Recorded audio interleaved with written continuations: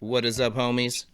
It's your boy, Mike Mason, here for another edition of Fireside Chat, a very special edition, a ladies' night of Fireside Chat, as it were. God, I have some amazing guests with me. We're here to narrate an incredible demo by Cool Hand Suuze, who I know a lot of you guys are familiar with, and if not, get ready to get a lot more familiar. Incredible demo with lathe working, bench working, just critical stuff. If you have questions about lathe work, how to approach this stuff, get them ready.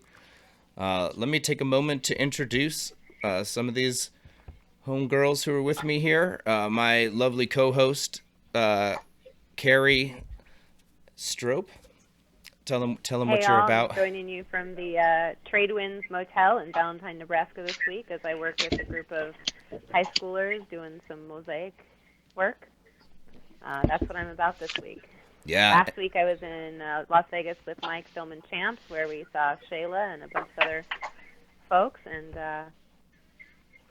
yeah, sounds like a good time to introduce Shayla, it sounds like to me. Yeah, exactly. Speaking of Shayla, Windstar Glass, you guys have seen some of her work, and there's somebody I'm really happy to have with us here. Shayla, tell them what's up. Hey everybody, how's it going? Coming to you from my studio in Pueblo, Colorado. Been home about 2 days, so I'm happy to be here. Very good. Yeah, your piece for the competition was incredible. I'm really excited to share some footage of that. As always. Yeah, we'll get around to the special faster this year. Anyways, hell yeah, great to have you.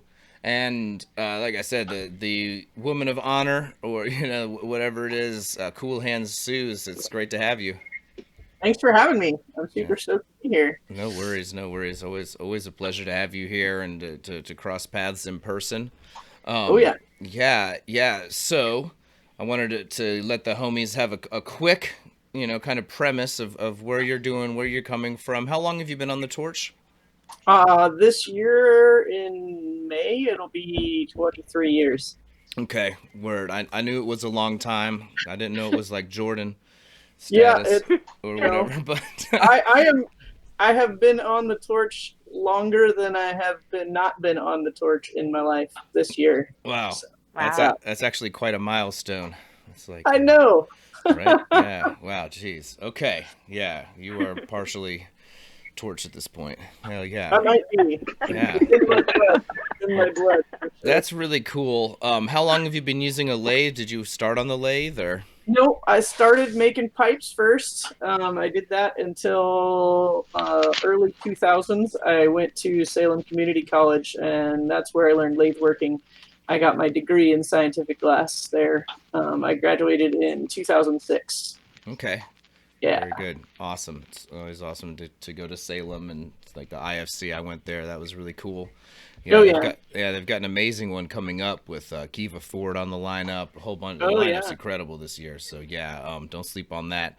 Let's see, folks. I've got some fun stuff to give away a little later. If you stick with us to the end, got these fresh sticker packs. I got to show one of these off before we get started. This was somebody. Can you show the dinosaur and the mountain one off? I saw that one in Shayla's story today. Everybody wants that sticker, by the way. Okay. That's awesome. Yeah, but in the meantime, that one's good too. If you're not feeling the motivation, just remember what Ryan Fitz said. Oh man, I say that all the time too. That's great. Yeah, it was. Go get a job at the grocery store. You'll be happy to be a glass blower in a week or less. Here's the dinosaur mountain one or whatever. These packs are getting diesel, you guys. You can scoop those on my big cartel. Actually, it's MikeMasonDesign.com. If you don't want to test your luck in the giveaways, but this one it might be hard to see, but. I don't know if you got. There it goes. Yeah, got it. Oh yeah. That's a pretty. There's a lot of truth there. All the best ones have some pretty hardcore truth. So yeah. That's a brutal truth. Yeah, sometimes you gotta make what the customer wants, especially if you need that money. Anyways, you guys, we've got a bunch of these to give away. I've actually got, you guys know I really love the Artimat machines, the reclaimed cigarette vending machines. Oh, So yeah. I've got one. There'll be like a grand prize with this one as a framed watercolor. It's tiny. Anyways, I haven't looked at it. It'll be a total surprise for both of us. And then they put some pins out, and we are coming into champs. So the grand prize will get a couple of these really nice champs pins. So, oh yeah, yeah. I saw somebody trying to sell one of these for like $100. I was like, players, don't be a fool. I'll do it for 99. I got free shipping on that. Yeah, exactly. Yeah, free shipping, fam. It's all good. I'm not trying to be a monster. But no, they left piles of these out for everybody to grab, you know. So they're I don't know what the value is, but they're not worth nothing, but they're not worth $100. Anyways, yeah, these are really sweet, especially this new one is like it's hard to zoom in on that or whatever. But come on, Yeah, webcam. that's cool. Anyways, all right, you guys get the idea. We got some sick pins. We got the fucking Artomat. And then I got a few sticker packs, you know, just stickers. Anyways, let's pop this party off. Enough talking about the thing. Although I did want to mention one thing before we get going. Part of the reason that we're here, Suuze has actually started a Patreon to help you guys who want to learn lathe work. So just right out the gate, there's a link to that in the video description. If you guys would like to give it a peep, check it out. It's just getting going. But it's going to be really valuable. It's already valuable with critical information about lathe, like maintenance and stuff, as I recall. But Yep. yeah, like it's already good out the gate, and it's only going to get better. So I did want to mention that, you know, especially as somebody, you guys have supported me on Torch Pass and made it possible to go to all of these shows and film stuff like what you're about to see. And I think this is another amazing use of it. So yeah, if you guys could maybe consider supporting her in that, that would be super tight. Not to turn this into a commercial, but when somebody, you know, like this, who is part of this family, you know, does something like this, you know, and does it right, we should support. So, all right, let's pop this party off and let you guys see a little bit of, you know, who we're working with here. If you guys aren't familiar, Suuze is, I mean, like I said, 23 years, and it shows. Some people work 23 years and they make the same wonky thing. Suuze is somebody who does all sorts of things, and they're all super tight, super clean. It's an honor to capture this and share this. And these companies you guys are seeing right now, by the way, they are the ones who help me. They all do it through my Patreon as well. And that's how I'm able to go to shows year round and put this positive light on our industry, capture tight shit to share with the homies, and yeah, give our industry the comprehensive coverage that it deserves. The thing that we just filmed, for example, me and Carrie, you know, 3 days straight filming, breaking our backs to capture 40 artists going at it and making incredibly cool pieces. Like all of this matters and is worth capturing, and you know, and it's worth documenting right. So these are the companies and you guys pitching in on Torch Pass that make that possible. It means the world. It really does. It means the world that all of y'all are here to enjoy this party with us. And here with us is Suuze, aka Cool Hand Suuze. Where did that nickname come from, if you don't mind? Oh, well, my actual name is Suzanne, and when I was living in New Jersey, going to Salem Community College, people in Jersey shorten everything, so they started calling me Suze. And when I was living in LA, after I left New Jersey, I had a boyfriend who had never seen the movie Cool Hand Luke. Okay. And it's one of my favorite movies. So I showed him the movie, and he was like, "Oh my God, I so know why you love this movie. You are Cool Hand." And so I became Cool Hand Suuze at that point. Oh, that's And, awesome. That's yeah, great. you know, if you've never seen Cool Hand Suuze or Cool Hand Luke, it is an excellent movie, though very sweaty. Okay. It's basically about a guy who goes to jail and is living in a work camp, and in the 70s. I think it's set in the 70s. Okay. And he tries to escape multiple times, and he kind of becomes a inspiration to the other guys who didn't have it in them to try and escape. And so they all kind of idolize him. And yeah, it's a pretty good movie. Yeah.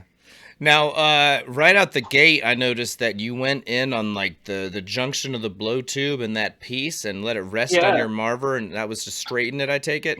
Yeah. So if you'll notice, this tube is a little bit wonky because this whole thing was done at melt. Usually when I get some either handwork tubing or crucible pulled tubing, I will take it to my bench and straighten it by hand to make the walls even. I think that this piece, I didn't bother to do that because this lathe was super straight and really nice. So when I put it in the chuck, it was a little bit off. And you can see as I go, I do a lot of straightening to the tube itself. So that's basically what I'm doing right here too, is evening out the wall thickness. Okay. And I'm paddling it, just trying to make it as clean and clear as possible in the wall thickness. Okay, just kind of getting it molten and letting it even itself out a bit, like you might a coil pot or Yep. something. Okay. Yeah, I think that is a coil pot. It's been a while, so I don't really remember what all went into this before it got on the lathe. Sure, yeah. This is actually from Melt 2018, homies. Yep. It's taken that long to line Suze up, so no, this plan. Sorry. no, it's I'm not. Lady. I'm just kidding. It's mostly my fault in that I'm not good at coordinating with people and bugging them. Hey, do you want to come on the show? And then I think you had moved and had some stuff going on, so I didn't want to Yep. bother you about it. Although later you were like, "Yeah, you should have bothered me about it," That's kind of pretty thing. much it. If you don't contact me, I don't know you need my attention. You know what I mean? Yeah, totally. So it's Straight like I up. said, I'm taking the heat Yeah. on that one. But, no, and this is I knew better than to run this and try and Explain what was going on. yeah. I'm not the most experienced lathe user. I learned with Mike Gannan actually. And Oh Ben, man, he's so amazing. yeah, him and Ben Belgrad were like my lathe teachers, and so like Cool. I've got a little pedigree, but I can't pretend that I know what I'm doing. Well, as I'm going through this tube, I'm basically just straightening the wall. So what I'm doing is heating it all the way through, but not getting it real hot. See how it's like it's glowing, but it's not like white hot. It doesn't have that where it's beaming stuff at you. So I'm trying to get the inside hot and keep the outside a little bit stiff. So when I puff into it with that paddle sitting there, the paddle will ride on that hard surface on the outside and allow me to blow the wall on the inside a little bit smoother. So as you can see, as I'm going down this, that tube is getting all cleaned up and much more even in the wall thickness. Yeah, really nice. Yeah. Starting with an even wall thickness on the lathe is pretty important. As the lathe spins, the centripetal force will grab anything that's got a heavier wall weight and throw the wall weight further out as it comes up over the lathe while it's hot. You know what I mean? It's like when you throw clay on a wheel. If it's got a thick spot, it's going to get further and further away from the center as it turns. Yeah. So now I'm sectioning off a little bit. And as I'm pulling this off, so I don't want the wall thickness to get super thin as I pull. So I have to kind of control the speed at which I pull it down. And since the wall was a little wacky, I had to give it a paddle there to make sure that it stays on center as I pull it off. And I melt it in half. Now I'm doing encalmo sections here. So whenever I open the holes on the encalmos, I want to make sure to keep the hole on the small side so that when I blow it up, that seam is nice and even and has a really perfect connection there. Okay. So this I'm just straightening the end before I pop a hole in it.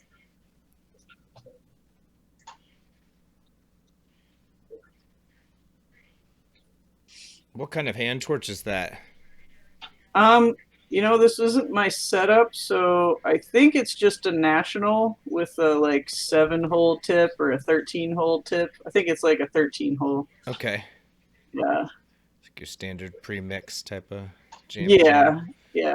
Cool. I usually use on my lathe a Carlisle universal hand torch with a national tip on it.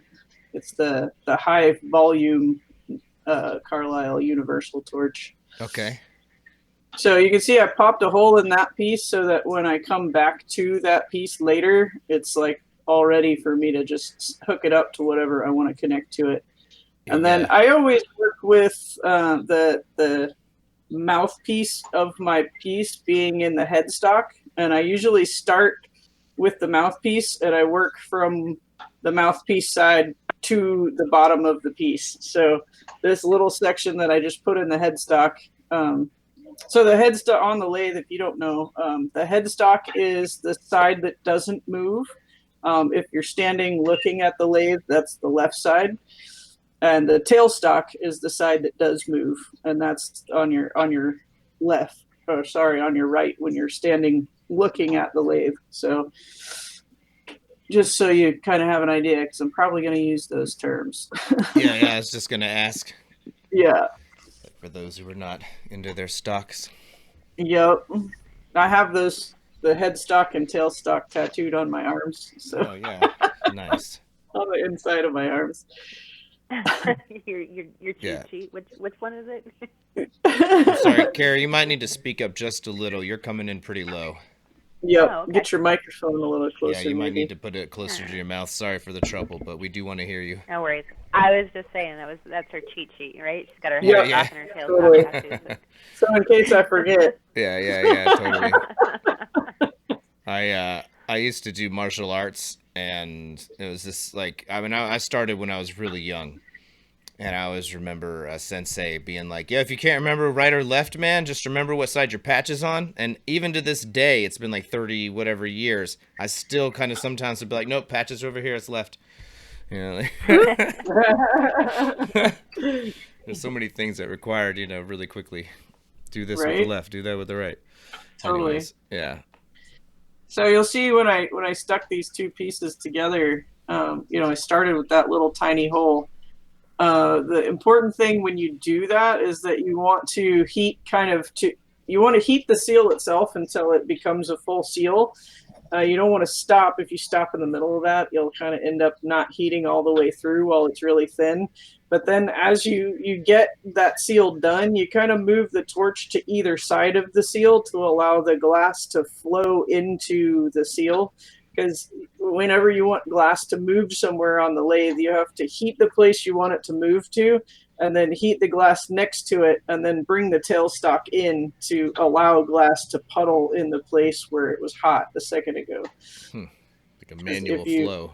Yeah, because you can't use gravity. If you're a bench worker, you can kind of turn the glass, and it'll allow you to drip glass from one place to another. But with the lathe, you have to force the glass to move with the movement of the tailstock and the torch.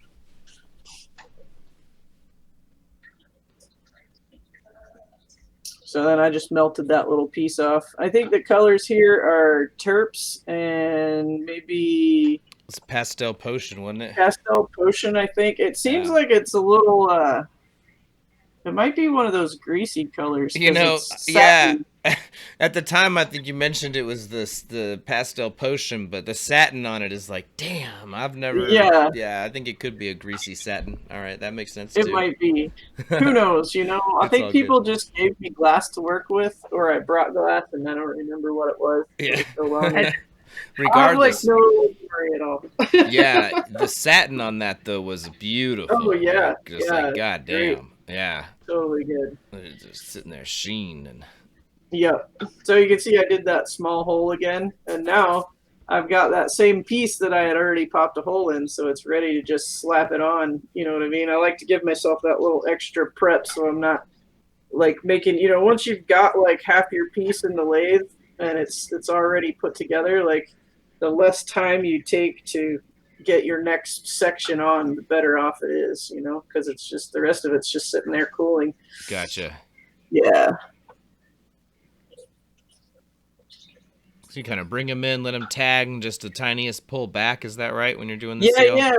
When you stick them together, I used to have a boss that always said you just barely kiss it, and that's really it. Yeah. It's a little kiss, and then you want to give it that tug to make it kind of thin out there at the seal. Because if you like bring them in and ram them together, and then you've got this big thick shit you have to work out. Like that means that you're gonna not have that nice smooth wall thickness, as it goes. Yeah. So here you can see I'm kind of struggling a little bit to get that wall to move towards where the seal is, because there's a thin spot. So I have to really heat it. You can see I'm heating on, it's hard to see because of the glare, but I'm heating on either side of that, and I'm giving it like little blasts of air instead of like one long puff. I kind of make like little pee noises, and it like puffs the glass and like bellows it a little bit to make that wall thickness go all smooth. So you had to heat up more in order to get more material to flow into where the seal was at. Is that exactly fair to say? Yeah. Okay, cool. Yeah, and you can see a little bit like I'm bringing the tailstock in like little tiny microns of space as I'm puffing like that and getting it all hot. So now I'm going back, slowly working my heat back towards where it's cool so I can do some shaping before I move on to the next encalmo. So I like to work from one end to the other. Once I get this mouthpiece bit shaped, then I can just keep going, and the mouthpiece will just be fine. It'll air cool, and I won't need to worry about it, once it's already shaped out. Yeah. We had a question in the chat there asking what lathe that is. That's the Vertigo Covington lathe, is that right? That is correct. That is yeah. the Vertigo Covington lathe. Yeah, those are pretty nice as I understand it. Yeah, it was fun to work on. When you're working in somebody else's setup, it's always a little bit of a struggle. Sure. But that worked out pretty good. Okay. I think that lathe belongs to the Sheik. Yeah, actually. I think I was just gonna say the same thing. I thought Sean ended up buying it. That was my memory. So yeah, what you said just like was the lathe that's always gonna be at Melt, probably. Yeah, totally. Yeah, guys, we're talking about Sean Gold, one of the owners and organizers. Yeah, he runs Coexist Gallery in Steelton, Pennsylvania, and he is a medical cannabis advocate, and just a really amazing person who puts on the best parties you'll ever go to. What a cool cat! I can't give enough shout outs to the Sheik, man. That fireworks show this year, though. Oh my God. Yeah. Thing yeah, was man. epic. Totally. Best fireworks I've seen in years. Yeah, it just went on and on and on, and I was filming, and I was like, all right, are we done here? And then boop, a whole nother barrage starts going. Nope. There it goes. Yeah, really. Yeah, just, man, Melt is an incredible time. I mean, here we haven't even really gotten to talk about Melt, and if you guys are not familiar, Melt is a summer camp for glass workers. We're here in the torch tent, which has over 100 torch stations and the lathe and all this stuff going on. And there's another tent that's like the main stage area where some of the headliners will be doing demonstrations and putting together incredible collaborations. It's everything you could ever do at a summer camp. Water sports. There's a freaking go-kart track. There's a skate park. The only thing we're not allowed to do is the gymnastics, but I think y'all know how poorly that would go. So there's dodgeball. Dodgeball is enough. Yeah, the dodgeball. Man, somebody just mentioned that the other day. They said they watched that segment that we showed where Gonzo got hit in the face with the ball. Oh, it was the best. Some of those guys throw that shit like fucking nobody's business. Yeah. That's why I'm Jesus. I don't Get pegged. I don't sports. I'll watch sports. Yeah, dodgeball's not technically a sport, I don't think. If it's got a ball, it's a sport. I'm pretty sure there are dodgeball leagues. At least there were when they came out with that movie. Man. It was like Will Ferrell, right? So, yeah. So how does the lathe work at Melt? Is there like a sign up sheet, or there's just not that many people that want to use it, and you all communicate with each other? They just told me there was a lathe and that I could use it, and I came in and I said, "There's the lathe," and I got on it, and I don't know what the rules are. Yeah, I think there's only so many people who wanted to jump on it, so everybody there wasn't a need for it. Me and Dapo and one other guy. Yeah. And the other guy didn't really. I don't know. I don't think his piece turned out. I don't remember very well, but okay. I think he had a bad time. I felt bad about it, but Yeah, what are well, you gonna do? just Can't what help you said. everybody. You know, it's Yeah, hard when you jump on a lathe you're not used to. It's the pretty whole much. thing, you know. Yeah. Yep. That's for sure. Yeah. So at this point, you can see how that little end that I pulled off it's a little uncentered. That's why making your tubing straight on the lathe is so important, because once you get down to small stuff like that, it's really hard to get it to go straight again. Thankfully, I have some tricks. The paddle helps a lot. Yeah. So the shaping on this piece is part of my antique oil lamp series. I've done a whole bunch of these, and they're all different, but they are all based around this same oil lamp theme. Okay. I was wondering about that. I was like, it's got definitely like a sexy design there, especially for a piece made on the lathe, you know? Yeah, yeah. Most of them have.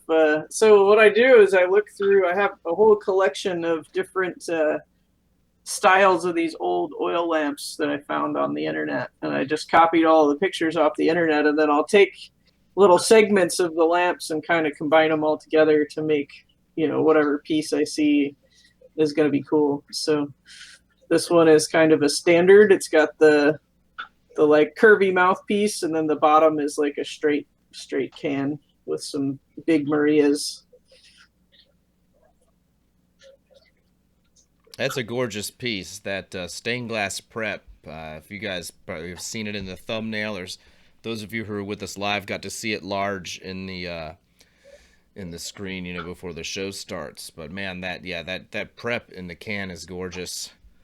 Really sets off these terps or whatever that is with that satin. It just all comes together really well.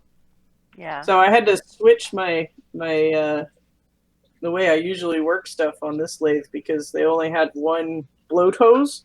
So on my lathe, in my own shop, in most shops, there are two blow hoses and a toggle, so you can change whether it's coming in the headstock or the tailstock.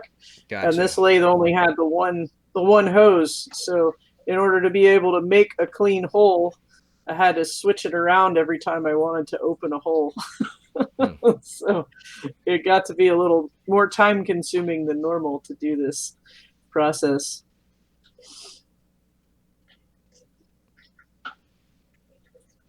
But it's good to be versatile, If you can't switch it around and do it just the same as you would the other way, then you've got a problem. Right. So here I want to keep what you're seeing on the left-hand side, which is the mouthpiece. I want to keep that really tiny neck that I made. So when I do that seal, I'm not going to bring in so much glass as I have on the other ones. So it's a much more localized seal.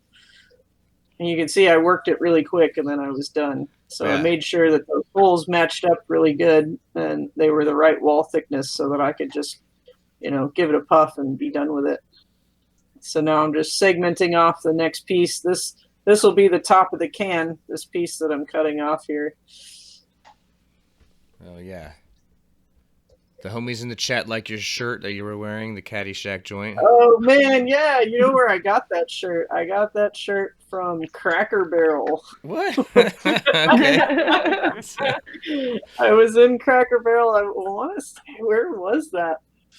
They don't have Cracker Barrel on the West Coast, and What? I grew up in Missouri. That's there's nice. one Cracker Barrel in Sacramento that I've never been to, and that's like an hour and a half away from where I live. So I've never gone there. But so every time I go out east, that's like where I want to go, which is ridiculous because it's not like good or anything. It's just like all of the good memories of living back east. You know what I mean? There's that. When you come, yeah. Right, I know. I'm taking you a crack. Took the words out of our mouth. That prep is so gorgeous. Yeah. Yeah. Woo, look at that. Yeah. So doing the same thing, straightening that out. Yeah. Yep. Where exactly do you aim your torch when you straighten these things? So if the piece has been in the kiln, I aim it for the seal that's still hot from the kiln. And then whenever you're doing that, you want to, it's really hard to pay attention to both things, but you have to look at where you're pointing your torch and at the place where it's bouncing to be straight, right? So what you want to do is like rest your arm on something and then take a piece of graphite and let it ride where the piece that you're trying to straighten is just barely bouncing against it. And you can kind of feel it'll only hit when it's hitting the non-straight part, right? And so as the torch heats up the spot that you're heating, which you got to do super gently because you don't actually want it to get that hot, you'll feel the piece drop onto the graphite when it's hot, and you'll feel the weight of the piece resting on the graphite, and that's how you know when to stop heating. So then you pull your torch away and you just keep the graphite still and look at the piece of glass, and you can see it when it stops bouncing, and it'll be nice and true. But that was an amazing answer. Thank you. It takes a lot of practice. Sure. Well, yeah. With the heads up like that, though, you can practice feeling like you know what you're actually trying to do. And this is the kind of stuff that I totally want to share on my Patreon. Is these little tricks that if you don't have somebody to tell you how to do it, you're just not going to know. You know what I mean? Yeah. And so, my goal is to be able to start out with some of these really simple like tricks on the lathe that are, stuff that you need to know to be able to make the lathe function. And then from there, I'm going to go in and do some like really serious, big time, intense lathe working skills. So, if you're already skilled at lathe working and you want to check out the Patreon, don't be afraid to sign up because there will be some stuff for you. And if you're a beginner, you'll get plenty of info too. So it should be good for everybody. Now that is linked in the video description, you guys. It's right under. It's one of the very first things. So if you'd like to give that a look, and Patreon is. I'm sorry. There's 5 different levels you can join at. Youngling through master. I am a big Star Wars nerd, so it's the levels of being a Jedi. Yeah. Just imagining you shutting it down. You're like, execute Order 66. Like, exactly. Good shit. All right, I'll be right back, homies. Cool. So we're about to get into pushing a big Maria and working on this small torch that I have. This was a little bit of a challenge. Normally I have like multiple different hand torches that I'll use. They're all different sizes. So this kind of shows that you can heat any amount of glass with any size torch if you just know how to use the torch and have the patience to wait it out.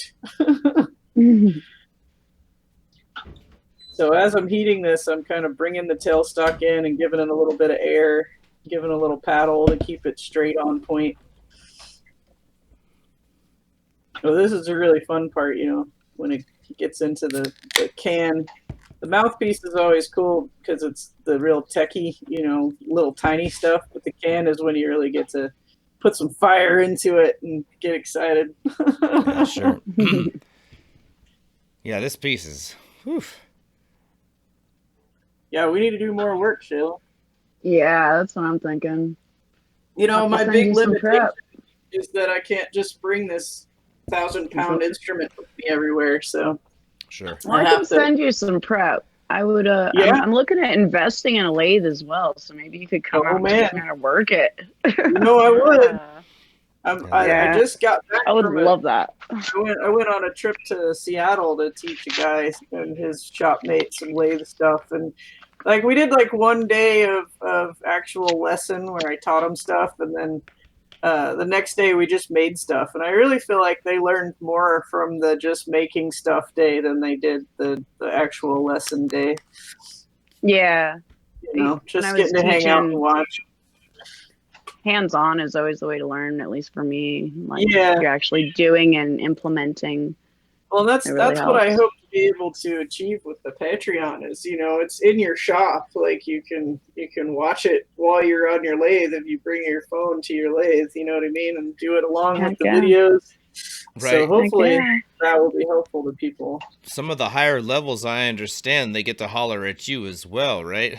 Yes. We can- Yeah, we get there's the- definitely going to be some live Q&A stuff where I'll be sitting in front of my computer answering questions, and then Yeah. there's a community which I'm really excited about that I'll be able to get on and actually chat with people real time and get to find out what it is they want to learn. For sure. Yeah. I have a whole list of stuff to record, and I got this really awesome video editing software, and it's it's really exciting to be able to make these videos and make it for reals. Yeah, that's great. I really look forward to seeing where you go with this. And yeah, it's an interesting time. I think some of these, there's only so many people who are utilizing this platform, to kind of crowdsource this information, and it really Totally. it adds up a lot, when you get a certain amount of people giving just a little bit. It's changed my life for real. Awesome. Yeah, and not to harp on the Patreon thing, because there's like 100 of you watching now, and thousands will watch later, and it means the world. That's the reason that these sponsors are here and that sort of thing. It's just it's a circle of love, whatever that makes it possible. And I want to express my appreciation to everybody who's out there, whether you can pitch in on Patreon or not, but especially for me, the fact that y'all are here now having this party together, and getting to put some positive light on an amazing glass worker like yourself, Suze. It's this, to me, it makes me feel good. I feel useful or whatever. I thank you all for making it possible. We love you, Mike. Yeah, totally. Thank you, Shayla. I really do appreciate y'all, especially people like you, Shayla. Let me put a camera in your face all the time, and in the middle of competitions. And at this point, I'd feel lonely if you guys weren't there. I'm saying. Well, that's really great to hear. I'm a dork for a camera. You can put your camera in my face all the time. Thanks, guys. Like, yeah, I want to be on camera. What do you mean? Yeah. I'm pretty sure I it. wait to catch my hair on fire until Mike's there. Oh yeah, that's the best time. Yeah, dude, No. I lit my hawk on fire with my Bunsen and Champs. That was Did fun. you really? Oh, no. Goodness! Did anybody That's catch so that? bad. I don't think so, but I'm sure Okay. you guys will find out. That one dude was, what's his face? The kid who was working for you. Oh, if you mean the homie Mikey, he wasn't really Yeah. working for me. He is, he's really a friend of the organizers of the show, and he asked me if he could come out and film. I don't want to get into the whole story, but he's had some very serious changes in his life, such that he can only do about 10 minutes of flame working at a time. And he asked if he could come out and help film, and that seemed like it would make him feel good. And I was like, hell yeah, you can. And he bought himself a camera and all that and came out. And I understand that he was super nice and respectful and all that. But he wasn't working for me or anything. He was just a homie who wanted to come out and share. And he gave me all the footage, and we'll see what he shot. But it means a lot. Huge shout out to Mikey. You're the man. Cats like this, at Glass Vegas, the homie Mo Buddy, man, Mo Buddy the Gaffer, if you find him on Instagram, and Hinun, these guys pitched in and helped me film. Especially, I had one camera person who ended up in the hospital, with diverticulitis, and another cameraman didn't make it on flight stuff, and members of the community, ended up pitching in. I kind of appreciate. That's really cool. It really is. It's man, it meant the world, and I can't give a shout out enough to homies like that, who are willing to spend their time. And it's I'm not trying to sound like some superhero or nothing. It's just I can talk about it easier when I can talk for other people and be like, I know that homie is out there breaking his back, because it's tough to stand there and film. It's a different thing than flame working. It's a different type of stress. I'm not trying to put anything over the other. It's a thing to stand there and really capture. If you're going to film a few minutes, whatever. But guy like that, man, who went around and did his best to capture everybody working, and I can't wait to see what he shot. So, yeah, huge shout-outs. But, yeah, sorry, I didn't mean to interject. Yes, I was just no, he wasn't working for me. He was working for himself. He just appreciates what I do, so we That's had some awesome. extra That's footage. super cool. Yeah. So it makes this community amazing. That's right. So I wanted to say, before right. we get too far past this point in the video. Sure, sorry. Get rambling. No, it's fine. you're saying what you need to.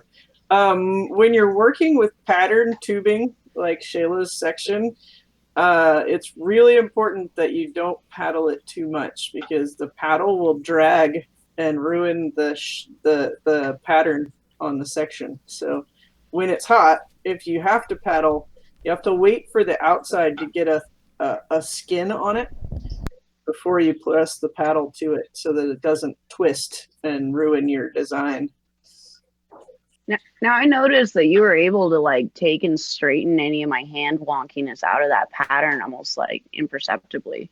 Yeah. And I was just really impressed by that. It was really cool. Thanks. I don't know how I do that. I don't know either, but it was super sick. Like there was a little wobble on that top part and it basically disappeared. I watched you do it. I think that's all the lathe. The lathe does all that. I just let it do it.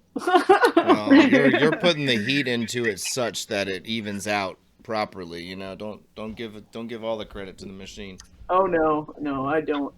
It is really all about the heat. It's where you put the heat and how much it's hot. So if you notice, a lot of people when they flame work, they melt the glass so much that it's like rolling around and it's like this molten mass that's, it starts to shrink in and become like a ball, and it gets super thick, and then they blow it back out. Well, I don't ever let the glass get that hot. So I work really on the cool end of things, and I think that is something that I learned from scientific glass work, because that was really one of the first things I learned coming from a pipe background. So I was a pipe maker for 6 or 7 years before I learned lathe working and scientific glass work.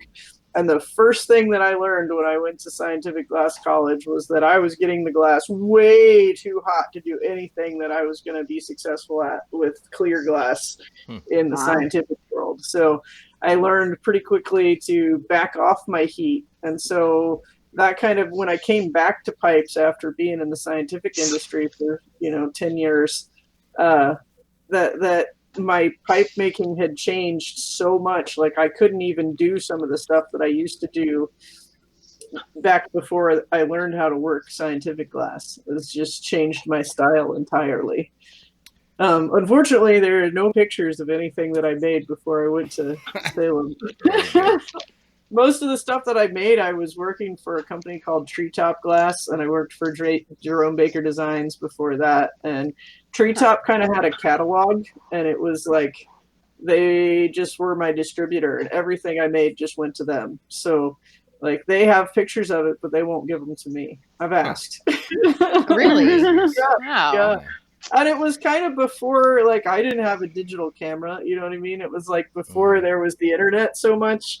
So there was just I remember nothing. those days. Yeah. You get a hold of one of those catalogs. I tried. I really did. I've messaged the guy who owns it as Barefoot Jim. If you know any Eugene lore, Barefoot Jim was like the guy in Eugene for a long time. And I think he still makes glass. I think he's got people making glass for him still, but I have lost touch with him so much.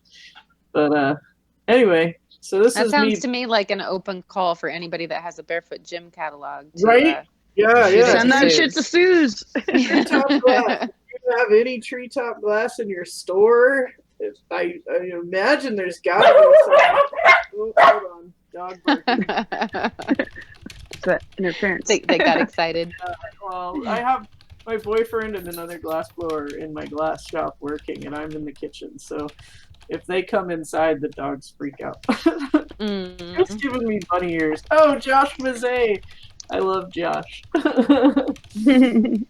Okay, so I'm building up a really big can right now, which is super fun to do with this little tiny torch. The really hard part about this is keeping the rest of the can straight and not blowing it up when you're trying to blow a bubble. So you notice I'm paddling and I'm heating. I'm heating for a minute and then I paddle. And what that is doing for my bubble is it's cooling off the rest of the can. So when I push with the tailstock, it has something hard to push against, which makes that Maria kind of pop up more. So then just like on the bench, I'm just heating that Maria, getting it super hot so I can kind of push it up. And you just like let the torch ride on the widest part of the Maria. And then as you bring the tailstock in, it just automatically like whoop, smushes it right out. I always feel like I need sound effects. I was thinking, I was editing some video for the Patreon today, and I was like, there's sound effects on here. Can I put sound effects to my videos? Would that be really cheesy? Oh, you totally should. You got to speak You your should heart. download yo. the Star Wars ones. Yeah, that's what I'm totally. saying. I'll have the like lightsaber sound when I turn the torch on. Like, how cool would that be? Yeah, That's great. Love it. Yeah, be like, you don't get that on Mike Mason's Patreon. So be like, oh. That's right.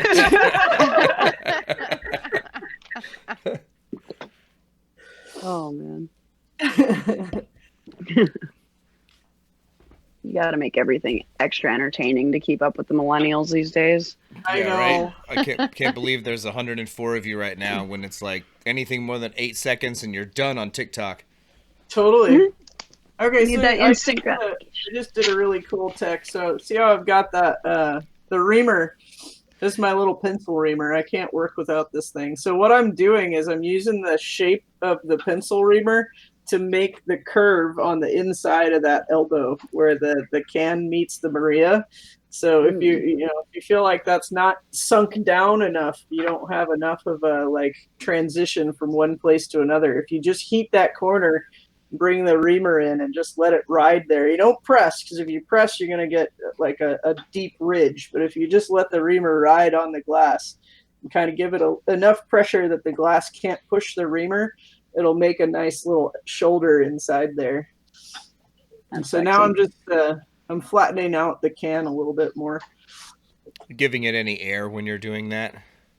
It kind of depends on what part it is. I think right then I didn't, because I was just trying to smooth out the outside of it. So that guy that's in the background, that's my super homie. That's Hayes for Days Glass. His name's Tony. Okay. He used to live here in the Bay Area. He is the person who started the Pied Piper gatherings. So cool. if you've ever heard of the parties that we did once a month at my studio, those were the Pied Piper gatherings. And we would have every glass blower in the Bay Area that could make it. And there's a lot of glass blowers in the Bay Area. I think That's awesome. there was probably close to 100 glass blowers that would show up to those parties, in and out. Wow. So at any one party, and everybody would bring their glass that was finished, and we'd all display it on the table. So there'd just be like all this shit ton of glass, and then we'd have glass demos. Those parties were freaking legendary. I wish there was actual video footage of some of them, because man, were that fun. Yeah, we had Kai Beck come out one time and pull really huge fucking millies with Millie Mike Warren. They pulled like, I don't know, 30 feet of millie or something at this party. It was a good time. Wow. Very cool. How long ago was this?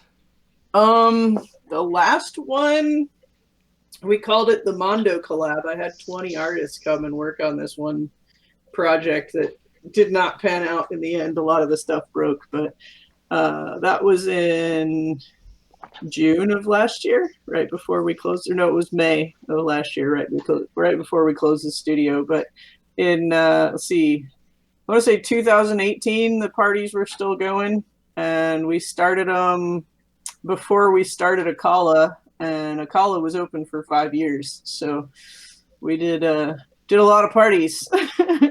Nice. Our biggest one, we had a counter at the door. We had 350 people in our studio, and that got a little scary just based on how many people there were, and like we had open fire, and a lot of people were super high. So after that one that got super huge, we ended up having to like limit who could come. So we did like, you have to get a ticket, but it didn't cost any money, and that really kept the numbers down, which was nice.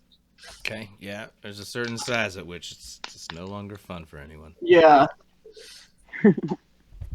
So I am flattening the bottom here. So I have a thing where I want the bottom of the rig to have no little nipple. I want it to be like as optically smooth and even wall as possible. So I'm spending a lot of time just heating the bottom of this. Just letting it even back out. Yeah, there's some tech to it. So if you when you pull off, you'll have like a little nipple there no matter what you do right away. You know what I mean?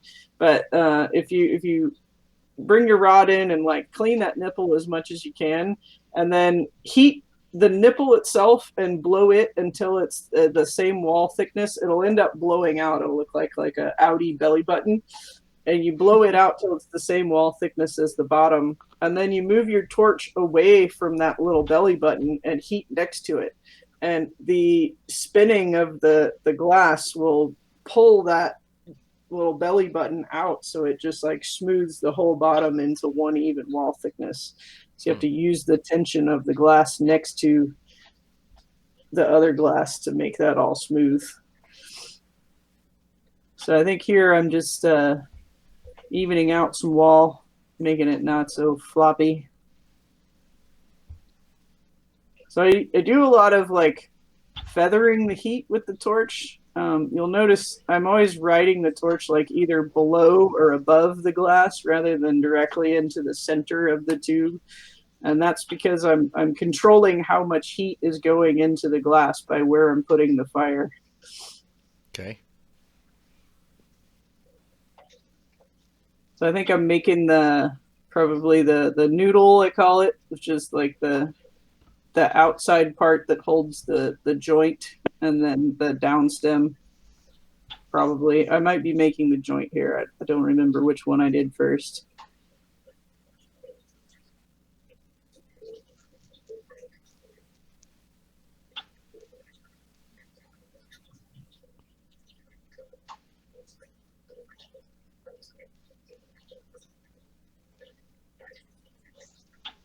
How's the party in the chat tonight? I'm reading it. I'm sorry. They're Yeah, asking questions. Looks and pretty I'm lit not in there. sure- Awesome. I'm not sure how to answer some of the questions that are happening, so I was trying to Yeah, figure Suze's it out. like, what the fuck does everybody mean by dank heat? Yeah. No, well, I'll explain. Dank heat is essentially my notion of core heat, but Okay. I kind of use this term to describe getting a heat that is built up.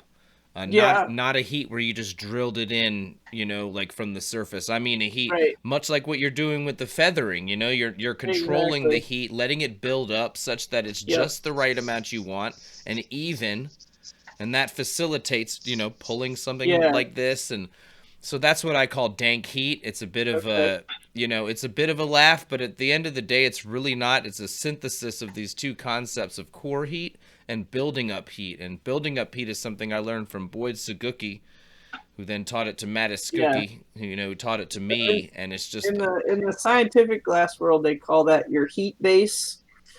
Yeah. So you can build up a heat base in the glass, and then from there you can manipulate, how much heat goes from one place to another. So it's pretty much the same thing, just a different word for it. Yeah, totally. Yeah. So stretching tubing, that's what I'm doing. Stretching tubing is one of those things. I do it really slowly. I know some other lathe workers will heat it up all the same temperature and then just pull the tailstock. I'm more of I heat a little bit at a time and pull the tailstock really slow so that it draws out the same wall thickness and the same width. Sure. Yeah. You can pull milli like that too. We call it like slipstream pulling. Yep, exactly. I do this on the bench too. This is how I do stretches of tubing on the bench. I know it's kind of a weird way to do it, but I don't know. It's just a different way to do it. It kind of depends on the length that you need. Like if you needed 4 times this, would you have done it that way? Yes. Yeah. All right. Fair enough. Fair enough. The trick is to learn to see the differences in width. Okay. So once you get really good at being able to see 12 millimeters all the way across, then you could kind of just keep going like that. All right. I have caliper eyes at this point. I got you. Oh, that's a good view of that piece. Oh yeah, hell yeah, the homie Nice. going down on that shit. I was That one was pretty everybody insane, yeah. I did not make a thing for that piece. I didn't have time. Right. He yeah, asked me same. to, and I didn't get to. Did Okay, it so survive? I thought it did not. It broke. Yeah. So It what was happens when you put 300 pieces on a piece? There goes Carrie telling y'all stuff like that. See, when it's me, I just tell y'all like the crazy. If nobody's ever gonna see it, I'm like, no, NASA brought that. It's in space. It's in Oh, it is? space, man. It's in space. That's awesome. That's really cool. You gotta look out for the homies. You know what I mean? That piece is on the moon, baby. What are you talking about? I see. I see. Of course you can't see it.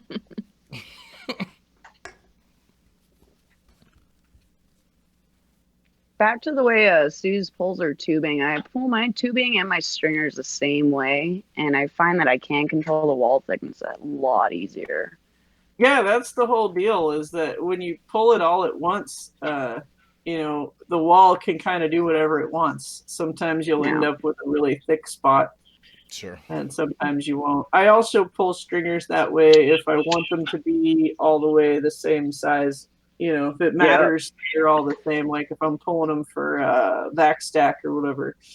Yeah, you want a 2 mil stringer, you got to sit there and make sure it's 2 mil. Yep. Yeah. Otherwise, you just pull it and maybe it's 2 mil here and maybe it's 3 mil there.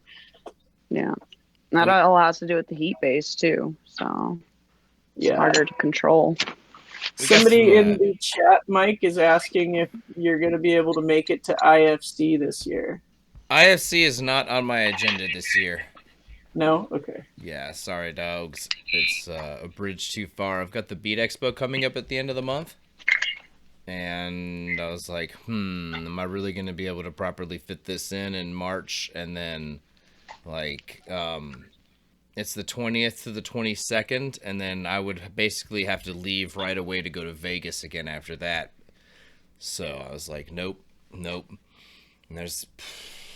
I just have now gotten all the footage transferred off the 2 cameras, like to my main PC to start cutting up and editing some of the Champs footage. Nice. So yeah, I was like, no. I had to pass on the IFC. But the lineup is incredible. If any of you guys are able to make it, I totally encourage you to do so. It's a chill event, and then I forget the hotel everybody stays at now. It's been a few years since I went, but I did my 3 years in that town. I have yet to want to go back. If they called me and invited me to go to IFC, I might go. Okay. Yeah. Well, you know, I was just gonna encourage everybody to go out, and the hotel, man, it's got all the hotels have a circle bar. There's the one that everybody stays at out there.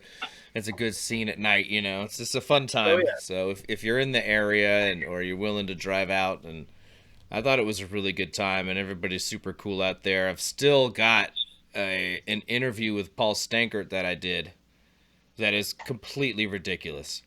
Like, I'm making P-Funk jokes, all sorts of stuff. We had a blast, but it's like the background noise is pretty intense, and I don't know, I might have the newest version of Premiere has some pretty cool stuff to clean up audio. I'm hoping Nice. I might be able to make it worthwhile, maybe between that and some subtitles, because it was legitimately a fun interview. And here you're pulling down tubing. Which will be this for the downstem? That's a good question. It must be. Well, I did the downstem. That was the last piece. Okay, so this will be the noodle. Yeah, this is the noodle. All right. Sorry. Yeah, so I like to have these big, long, curvy noodles that hold my fitting away from the piece. It's like a hooked-on drop-down, basically. So this is probably a noodle section. Usually I'll pull the noodle and then I'll prep up what's going to be the fitting all at the same time, so I don't have to take the thing out of the lathe and then hook up another piece of something to prep the joint piece. So I mostly make my fitting on the lathe, and then I'll go to the bench to make sure it's the right size. So this is me forming the fitting, I believe. Oh, yeah. Unless I'm just getting it started pulling more, but I don't think so. No, I think this is where you're making the joint. Yeah. I'm being really careful about it, which is probably, yeah. Yeah. You know, that tubing is even though you evened it out, it's, you know, it's still like not perfect. So, you know, taking your time there to get that shit right. Yep. That's the whole thing. You know, on both of these pieces, It's pretty amazing how you're able to draw that out, and that is super crisp tubing. Yeah, I practice a lot. Stealing that line. That's a good answer. Yeah, right. I like that. I really, I don't ever feel like I have any particular talent for glassworking. I just did it so much that I got good at it. Okay. I struggled just like everybody else in the beginning. I made a lot of garbage. I mean, we all do that. I still make a lot of garbage. I just had a commission for 4 matching wine cups. Like they're like a wide Merlot cup. Okay. And the widest point on them was like 90 millimeters. And he wanted, like the clear ones should have been just fine. He wanted them to have some green on the cup part, and then have like some green on the stem or whatever. And I bought some tubing, started making these cups, and they came out and they got frosted all over them. And I thought there was something wrong with the glass, so I went and got another piece of tubing from the glass store that's like a mile from my house, which is really nice. Brought it back, same thing happened, frost all over the thing. So called up Ham. I'm like, Ham, what is going on? Why is my glass getting all frosty? He's like, you know what? This has happened to me before. Get a different tank of propane. Maybe your propane is contaminated. So I go get another tank of propane. It got a little better. I pulled off 1 cup, and I was like, okay. So then I tried another one with the green tubing. It totally got all frosted up. So like pulling my hair out. I'm like, what is going on? So I got some cleaner, some special cleaner, cleaned all the glass. I thought maybe there was some kind of contaminant in my shop. So I tried again. Nope. Wasted 2 cups, like 4 hours worth of work.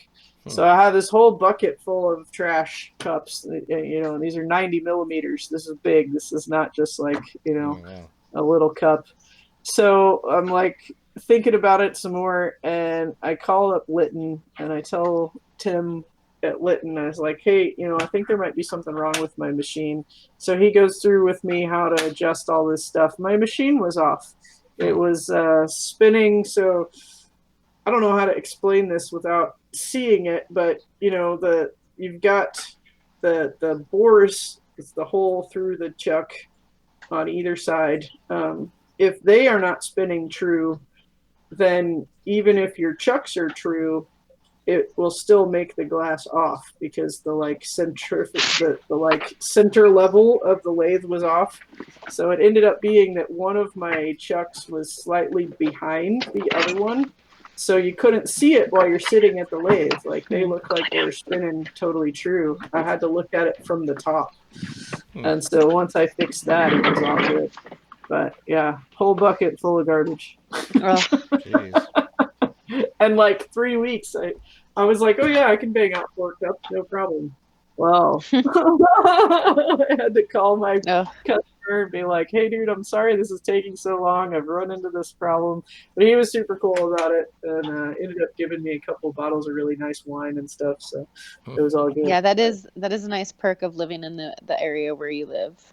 Yeah, well, this is all the free wine. The wine he gave me is actually imported. Some of it's from Spain and some of it's from France. Yeah, he's like a super wine guy. So very cool. Yeah. So this is my old torch. I don't have this torch anymore. Oh, really? Oh, yeah, I miss it. Yeah, I was gonna say you're doing the down stem here, giving it like that pig nose or whatever. Just I call it the panty perk. I always think it looks like a little pair of panties. That's the new name as far as I'm concerned. Official. Y'all heard it here first. Dang heats and panty the perks. Panty perks. Keep it popping over here. That's right. I'll give you some panty perks.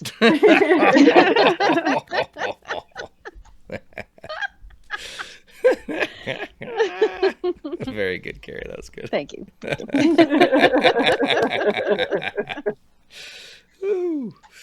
All right. So, man, that thing looks like a little joint now. Okay, all right. That's right. Little joint. Yeah. So this is what I did on the lathe. I guess this one is a 10 mil because it looks really small. So you'll get to see me. This is how I shape it. So I get it pretty much prepped on the lathe, and then I bring it to the torch and heat it all up, and then I use the octagonal reamer. I have little lines on my reamer that I cut into the reamer that tell you where the 10 mil is versus where the 14. Nice. And then I have another reamer if I need to do 18.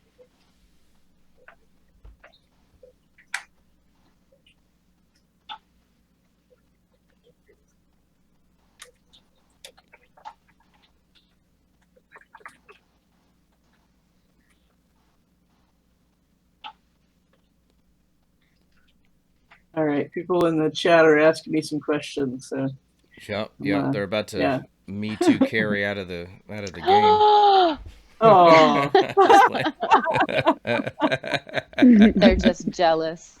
okay, so I was just checking the fitting. You saw I reamed it once, and then I used the brass tool on it once, and it fit on the handle just fine. Now I'm putting a little piece of I get this ceramic tape. It's like a little roll of ceramic paper, and I use the ceramic paper. You have to burn it, and it burns off this binder, and then it's basically a little piece of carbon. Oh, there's some advertisement for my fancy cousin, Nathaniel Rateliff in the Night Sweats. What? And that's my boyfriend Richard. He goes by Hazard Man Glass on the internet. Nice to see him.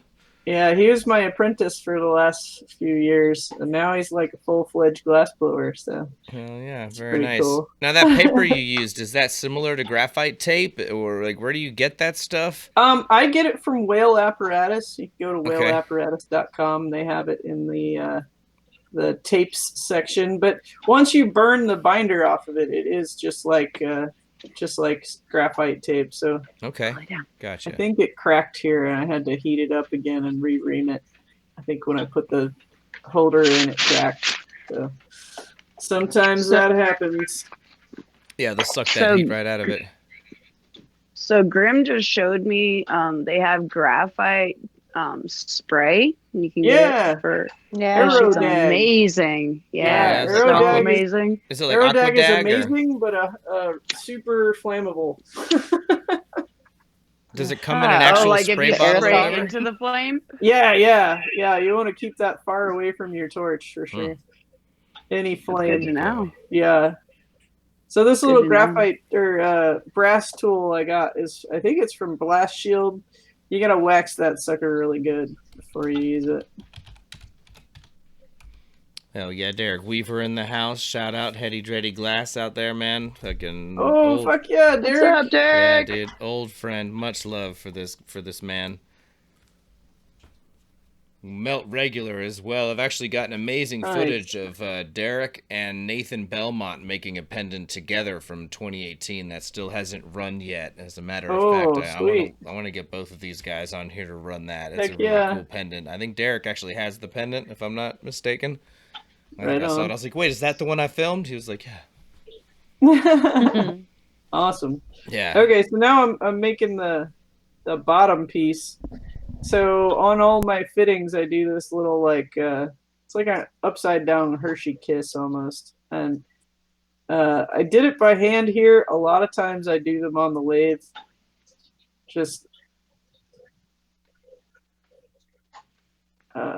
I think at this point somebody else wanted to use the lathe, so I was like, all right, I'll just do this on the bench. And one of the things that a lot of people don't know about me is that my style is a very good combo of bench and lathe. Like everything I make on the lathe has been on my bench just as much as it's been on the lathe.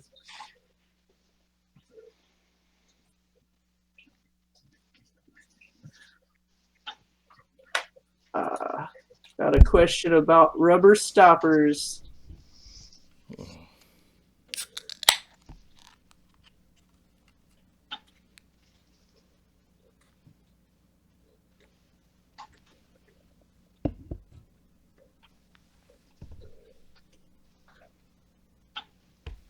Okay.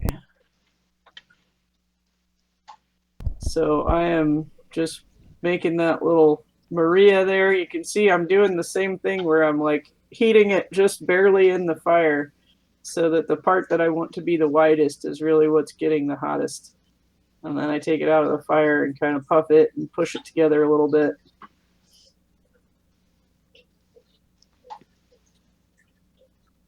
And then I'm just making a little point here, like the top of a Hershey Kiss.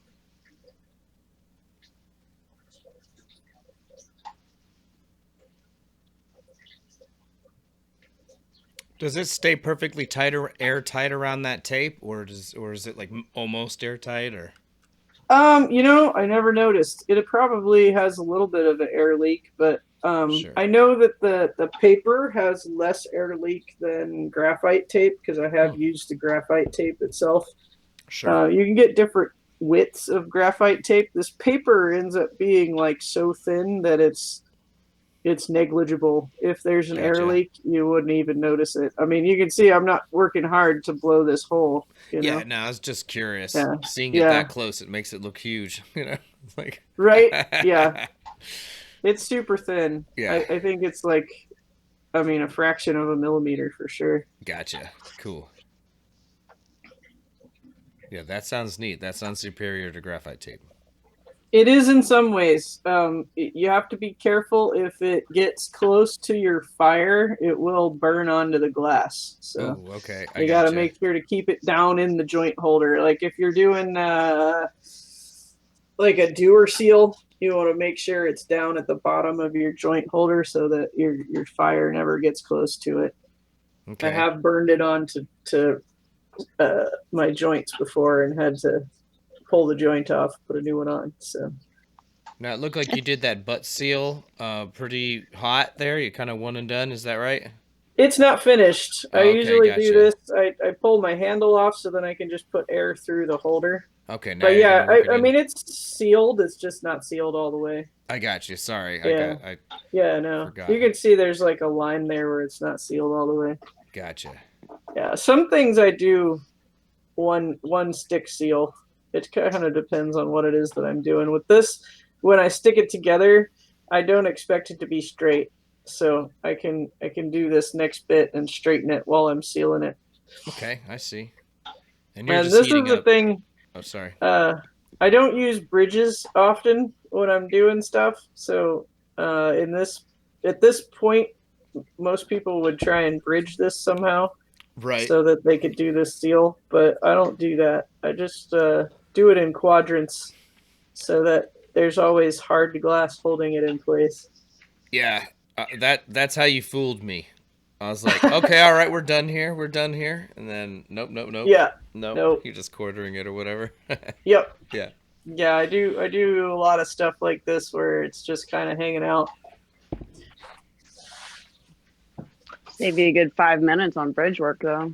Oh yeah, and cracking. I stopped doing bridges because they always crack and they make me think the piece is broken, and then I spend all this time looking for the crack, and it's in this stupid bridge. So it's like no more. I use them when I have to. You know what I mean? There's a time and a place for everything, but I have been known to say bridges are for bitches, and my boyfriend likes to make me say that. That's good. Fuck yeah. It reminds me of something I picked up from Germ, I think. Mm-hmm. Is it Germ? Damn. I think it was Germ. If I'm wrong, I'm fucked up, but maybe, wait, no, was it Salt? Maybe it was Salt. Damn. I think it was Salt. Anyways, what he was doing just what you're doing here, but in order to move a little bit faster, he was just using the oxygen on the hand torch to cool the area that he had just sealed before he moved on. So that, and basically he called it air bridging. He was, I don't do that because I find that it tends to introduce unnecessary strain in the glass. I do know that trick and I have used it for certain things. But blowing cool air on something and cooling it faster than it would just cool on its own is a little bit dangerous sometimes. So it's one of those things that has a time and place, but you got to be careful with it. That's what I told Salt, man. I was like, bridges are for bitches, man. I'm just playing.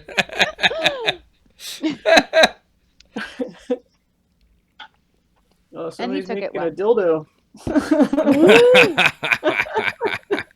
Hell yeah. Definitely a butt plug. Yeah. Bethlehem Gibson over there, yeah. Yeah. That guy was a lot of fun. Yeah, he's great, dude. He was my torch buddy there. So these are all bends with gravity, which I know is not something that's standard. A lot of people would, punty up to this and like do the whole get it hot on every side. But this is how I do all of my small bends. I just heat them slowly and heat it in the right place so that gravity does all the work. So I'm just giving it a little bend at the top, and I just heat it, give it a little puff here and there, and let it drip. We do the same thing on that other bend back there as well, huh? Yeah. That one you just have to go a little slower because it's Got more weight yeah. on the tube, because gravity will pull that heavier tube. Yeah, that's really smooth there. Yeah. And that ends up being a U-bend eventually. So if you just keep watching, you'll see. I just use my little pencil reamer. I use that pencil reamer more than any other tool. Like just a little graphite. I think that one's my 8mm one. Might be 9mm. Sure. That's just a graphite. I have a cool pencil sharpener Ryan Fitt gave me. That's like a fucking old school pencil sharpener. Hell yeah, that's right. Crank. It's pretty awesome. See, people are gonna win that Ryan Fitt sticker tonight. Oh shit! Yeah, I forgot about that sticker. That's a good one. Didn't you say something about it being his birthday recently, or? I think it was his birthday recently, actually, because like he gave me permission to print his comment, as a sticker, because I thought the comment was so funny, and whenever anybody lets me print something, most of the stickers are stuff I came up with, but every now and then I see something that really make me laugh, and like the collaboration one, like the Big Lebowski one, like collabs be like, her life is in your hands now, dude, whatever, right? True. Like that was Kai Beck, and when somebody like that lets me print something, man, I always send them a stack of the sticker that I printed, along with a bunch of sticker packs, and I remember being happy because I sent Ryan Fitt a package, and I even snuck in one of like the polished poker chip Marini coins and like all this other stuff. And then like I saw like it was like the day after he got it, it was his birthday. I was like, oh shit, I sent my man a birthday present. I didn't even know it. That's awesome. Yeah, no, I mean I have the highest respect for Ryan. He's an amazing artist. Like he's one of these dudes who I think could have excelled in any artistic field. And we're just lucky to have him here in Glass. Yep, he's about an hour away from me. I Really? I borrowed a torch from him a couple days ago. Aw, he's a good kid. Cool. Nice. Yeah. So that whole opening tech that I do, that's a scientific glass thing. You blow a super thin bubble and then grab it with either tweezers or a rod, pull it off.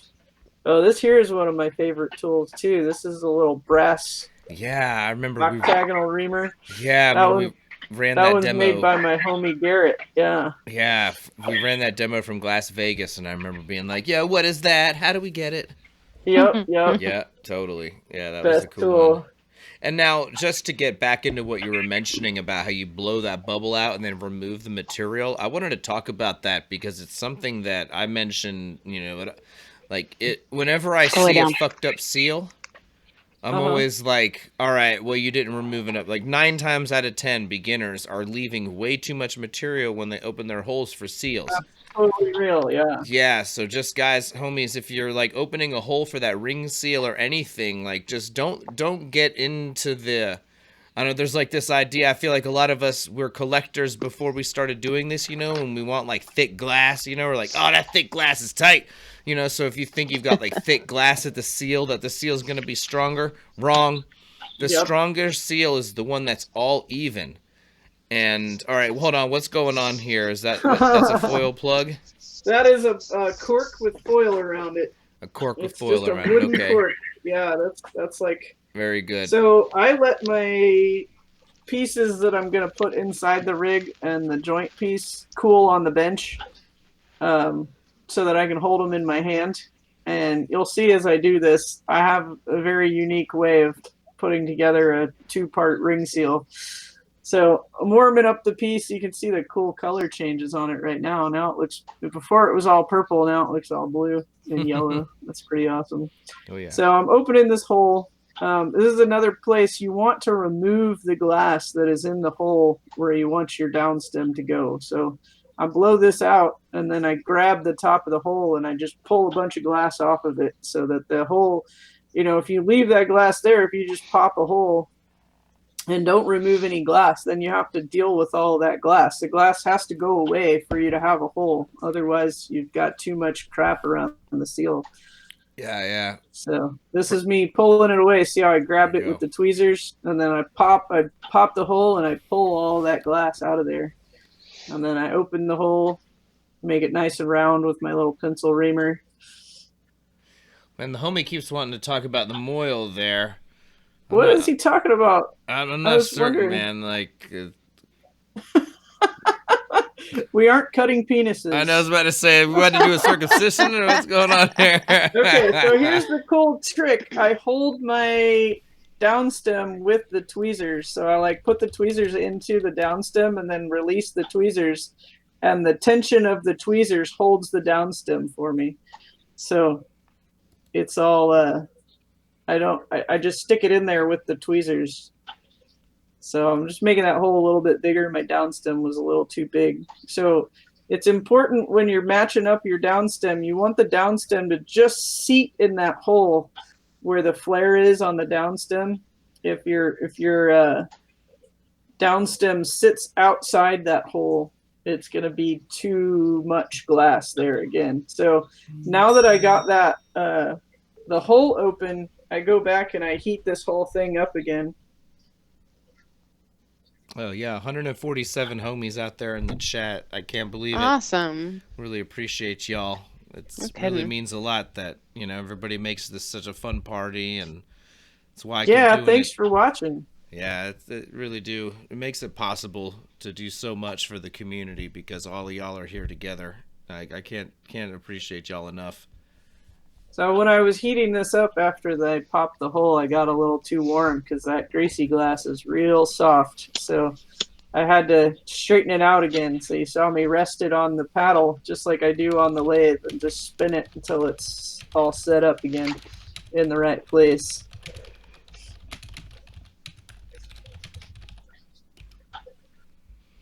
Oh, somebody says there's only 37 likes, homies. I know y'all can give Suze more than that. Get liking that shit, guys. Clickety clack on that like button, please.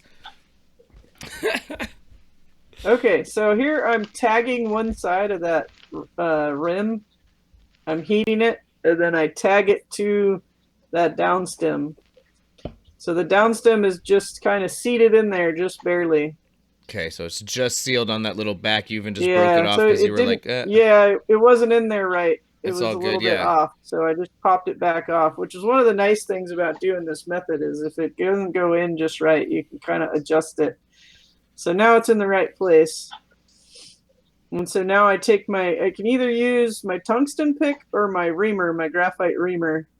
So I got the graphite, and I heat the opposite side, and I just push that flare into the hole, like the rim of the hole, and I just tack it down all the way around. Yeah, so depending on which way it needs to go, I'll use the graphite or the tungsten pick, and depending on how far it has to go. Sometimes if the perk is really big and your flare isn't quite big enough, you can pick it together.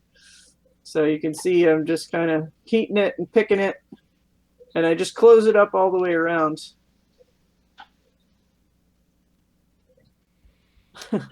Carl in the chat says, I can't get over how clean that foot shaping is. Pencil Tech for life. Yeah, buddy. Yeah, no, it really does. You can tell because you were mentioning you don't want that nipple. That's often there, and sometimes it's like whatever, but like you could tell that you really got that bottom feel like popping. That's like the mark of my pieces is, the bottom is pretty optically clear, and the shaping on the joint, you know what I mean? Like that's a Suuze piece, you see those things. So this is where I'm melting it in quadrants again, like I did before, and just heating all the way around and getting that sealed on.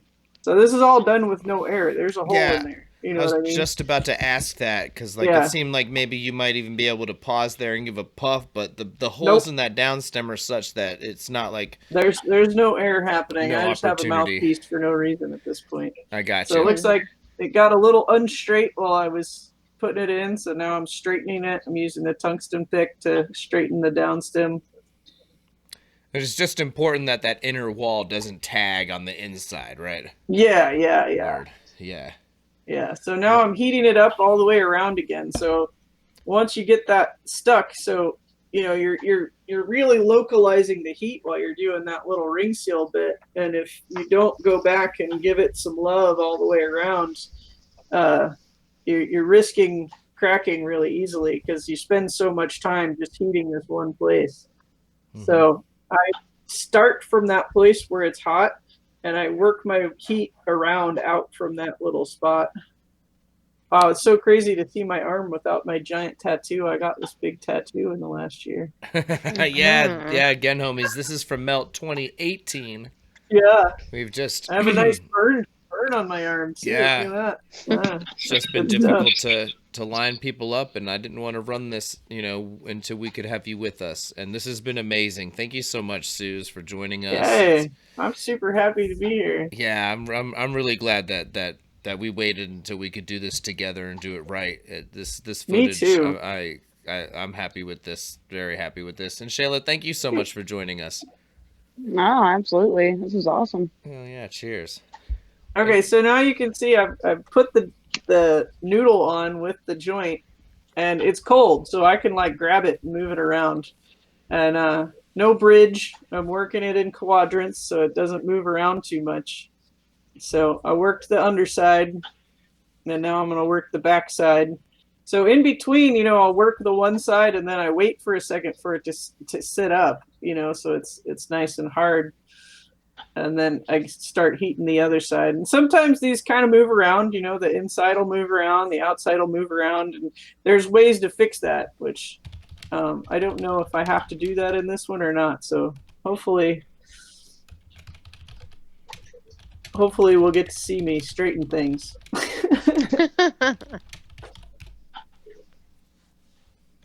Sometimes they go on really easy. Sometimes they don't.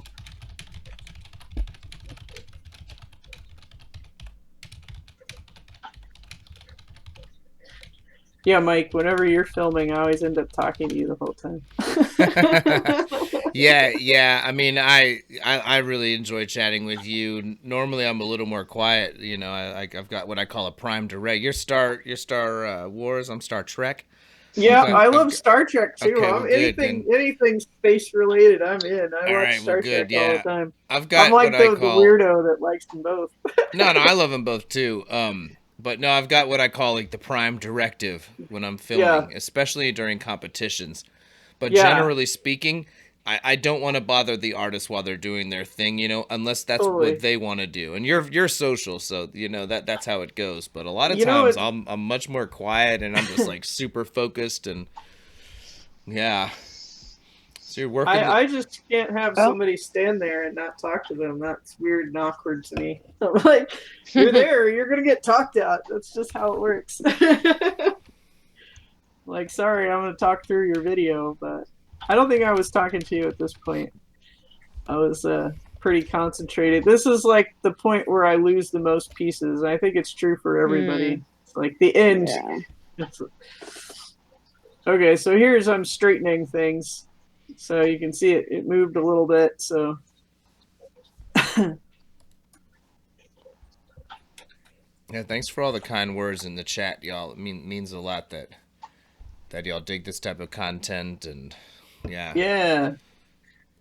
I appreciate people saying that I'm a top 10 glass blower. That's pretty dope. Right on. You're really great, Suze. I don't like to play superlatives and all that type of top 10 stuff because you always end up forgetting somebody and this and that, and totally. It's, same thing with music. It's like I'd rather just appreciate each artist, instead of trying to rank them above others but all that. But no, you really are. You're a special talent. You bring in a tremendous experience and grace to the torch. Your pieces. They're proper, and that's just so great to have you here and get to hear a little bit more about that process and how you achieve some of that cleanliness, and this is really great. I'm so all glad you're about here to join attention us. to detail. So I was getting a little aggressive with my flame here, and I had to straighten it again. Okay, gotcha. So you can see me I'm looking at it, seeing where it's off, and then as it goes by, I just tag it with that reamer just gently, and it pushes it right into the right place. Well, yeah. Well, that is I had an audience for that. Yeah, okay, yeah. Here's the mouthpiece. So a lot of times I mouthpiece stuff on the lathe, but there was this other guy working on the lathe, and I wanted to get this piece out of there because it was like I was just, trying to pump things out. So I did not. Usually my pieces have a flared mouthpiece that I do on the lathe. This one is a rarity that it doesn't have that. Nice. And you got rid of this Delta Elite, huh? I did because I bought a Herbie and I had to pay for the Herbie. Okay, I got you.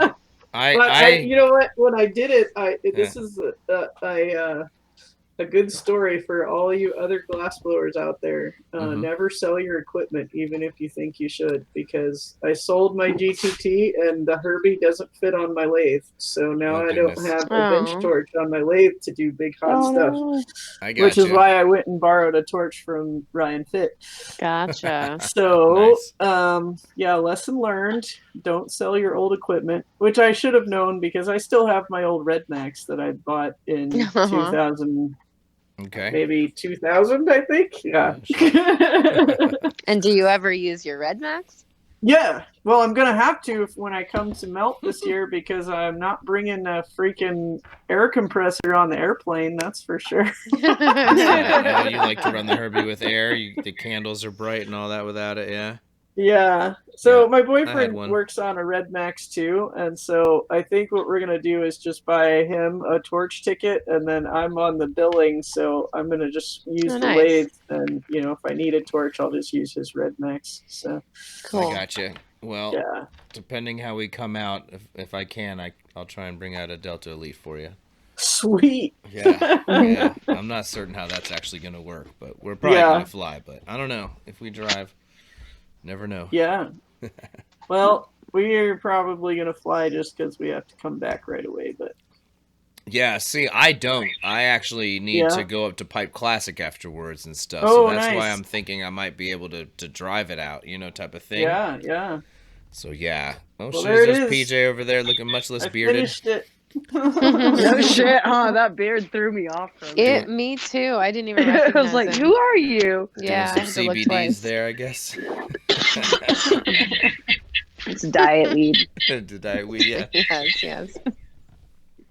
Hell yeah. So, Suze, that was amazing. Thank you so much. Yeah, thanks for having me. Yeah, no worries. And if everybody who's watching this, like if you enjoyed my instructions tonight, please sign up for my Patreon. Yeah.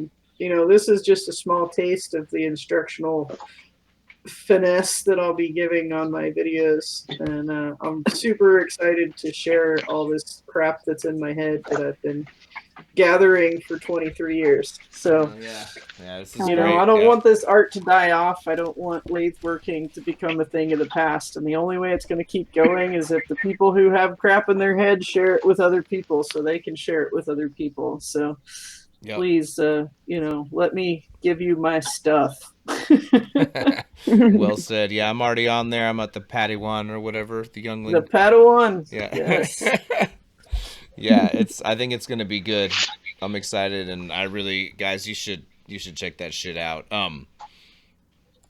So like I was mentioning earlier, I've got some sticker packs to give away.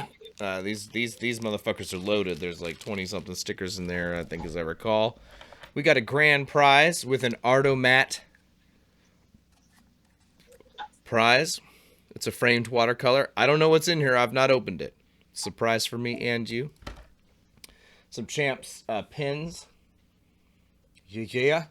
Let's go ahead and throw in a number 1 through 200. Be sure to scroll up and make sure that nobody else picked your number, because there's like 140 people in here now. Yeah, use that Command or Control F function to search for your number after you put it in. Make sure it's not already taken.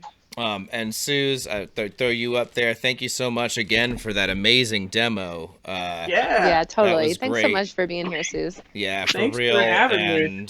Yeah, I mean, I'm really excited about your Patreon thing. This is the perfect use for it. You're the perfect type of person to do that. You know, you guys don't even know how excited about it I am. This is like, I actually started my Patreon page probably 6 months ago, and took this long, like, planning it and getting it together before I launched it, because I really wanted to focus on it and make sure that I was going to give the best content that I possibly could. And you know, at the moment, there's only one video up there, and it was a quick test video to see if the whole thing worked. And you know, the videos are only going to get better from here on out. So definitely, if you're into lathe working, tune in, and there will be a lot of content. Oh yeah, that's what's up. Yeah. Gosh, what else was it that I wanted to show you guys? Here it is. All right, I wanted to show y'all something that arrived from the Michigan Glass Project and their Kickstarter they did for their movie. Got a cool sticker, but more importantly, you know, we were just mentioning salt. We have a tremendous amount of amazing salt footage from the 2019 melt, actually. But yo, check it out. Nice. The salt dabber showed up. Woo! Yeah, this is what I got for pitching in on the Kickstarter there or whatever. Cool. Yeah, I thought that was pretty neat. It's all slimed out or whatever. It's, gosh, you got to see it in the right light to really see what's happening, man. But it's fucking dope. It's all textured out. I really, you know, Salt often talks about how that texture adds to the experience of using his work, and there really is something to it, man. It's like, ridges, woo. Textured for Mike's pleasure. Exactly. Mike's getting all salty up in here. Have to leave you alone for a while, Mike. Exactly. All right, this is what it is. This is what happens when Carrie's out of town. Yeah. Oh, goodness. Absence makes the heart grow fonder. Indeed. Yeah, that it is. No, it's all good. Carrie was a huge, tremendous help out there for Champs. And so I can't thank her enough. But yeah, no, Carrie's out there teaching like 5 hours away. And yeah, I don't know. I thought it might be a fun time. You know, we were talking about pulling tubing. I'm going to see if I can find this footage. There's some McShayla footage where you were pulling down some tubing.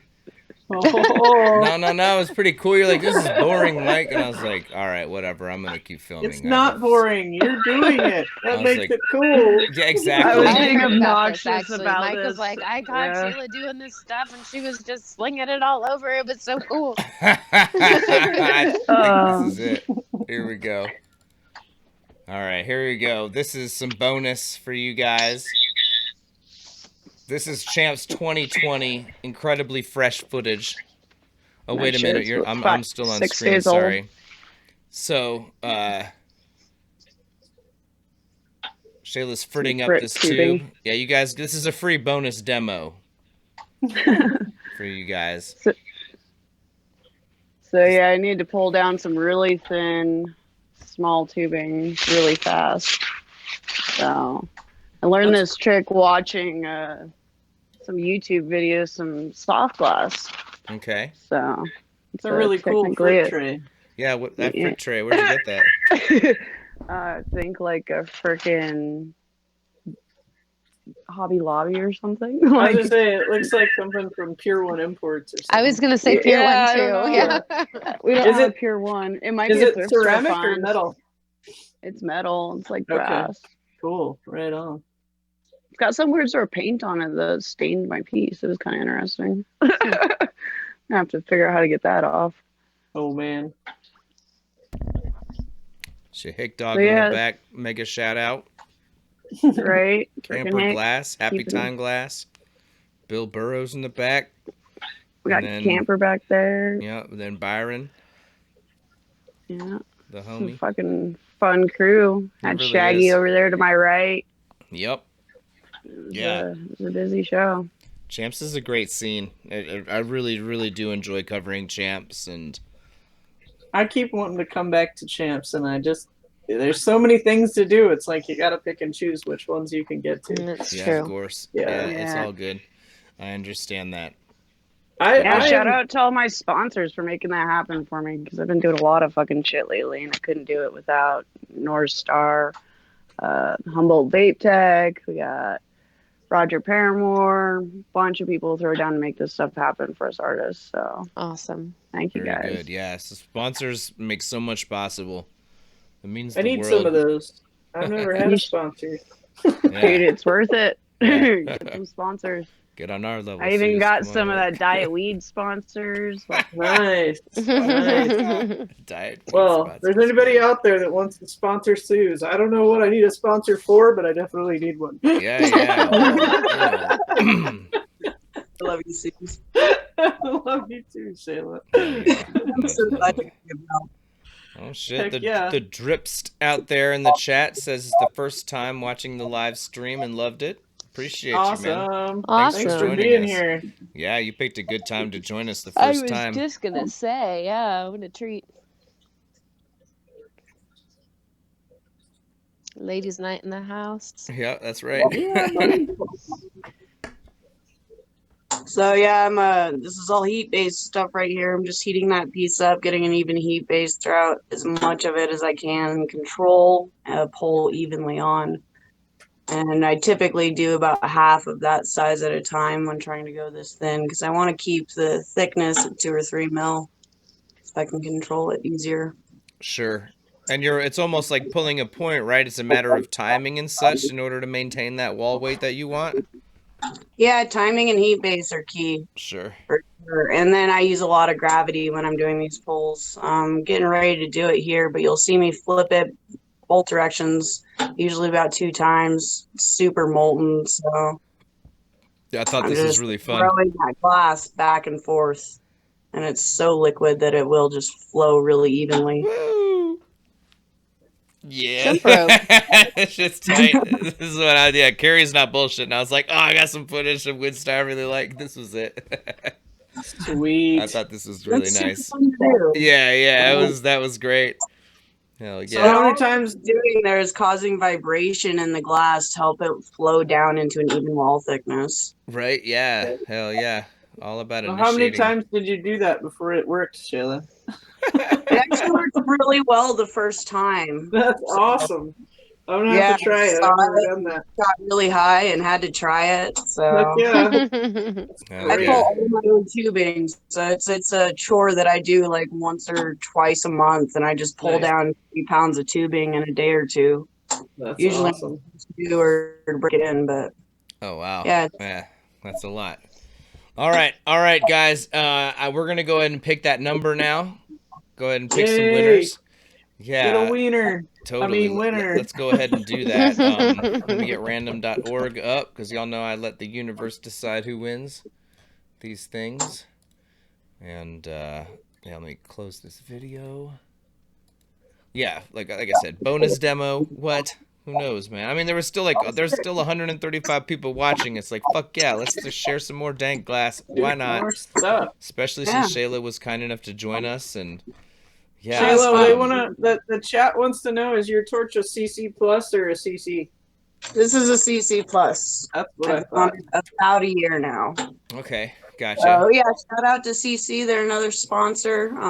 Those guys hook it up. Carlisle Machine Works. Yeah, Jess and Bill always coming out to the shows, fucking helping out, setting things up. Man, those dudes are straight beasts. Here's that first shoe. Whoa. What? Look at that. Yeah. I love that little reamer on the side that you've got mounted. The little fucking... Yeah, this is a Marver made by Nathan Smith. Or Smith Custom Tools on Instagram. What? Nathan Smith made that shit? Yeah, he hooked it up for me. Damn, I never seen him make a Marver like that before. Damn, what? Nathan made my first Marver. You can put whatever tool you want on this. Yeah, totally. Got the micropene reamer, you know? Yeah. We were listening to the Howard Stern where it's like the smallest penis contest, and it's all these guys with micro penises or whatever. It's so sad. And they're all they have to sing songs about it, you know, that are like covers of other songs, and They're all fucking lyrics about suicide, and that's like, oh my god, I feel so sorry for these dudes. Anyways, not to get carried away, but I'm sorry that. Oh, sorry, I was thinking about an ex-boyfriend.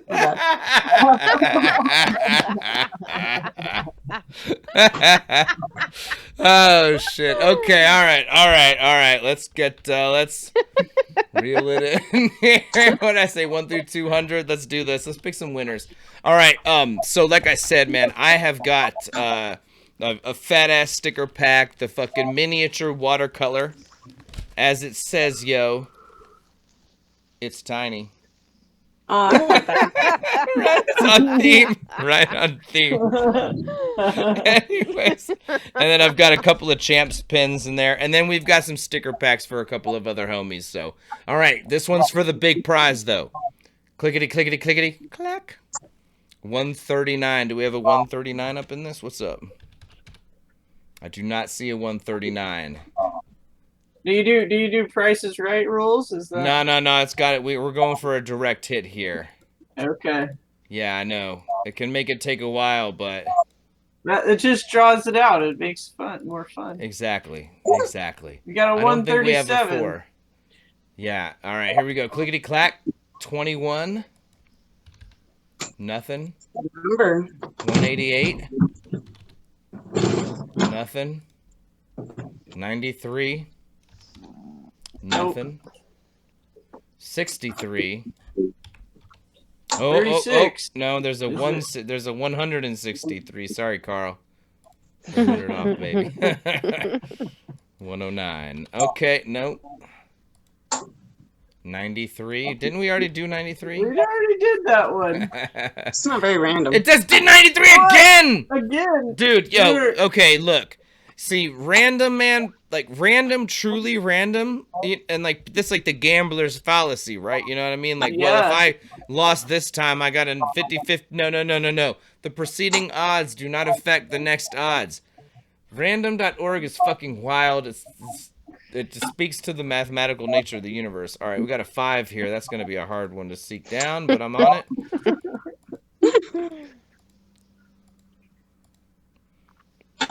Nope. But I also high five Derek. All right, here we go. 3. God damn, they're making the hardest numbers to fucking find. Okay, I see a lot. 133, 163, 53.